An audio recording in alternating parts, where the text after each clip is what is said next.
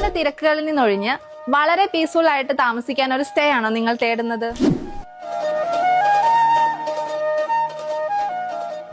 അങ്ങനെയാണെങ്കിൽ നിങ്ങൾക്ക് ചൂസ് ചെയ്യാൻ പറ്റിയ കാം ആൻഡ് ക്വയറ്റും എക്കോ ഫ്രണ്ട്ലി ആയിട്ടുള്ള ഒരു ബെസ്റ്റ് ഡെസ്റ്റിനേഷൻ ആണ് സഫയർ മാൻഷൻ.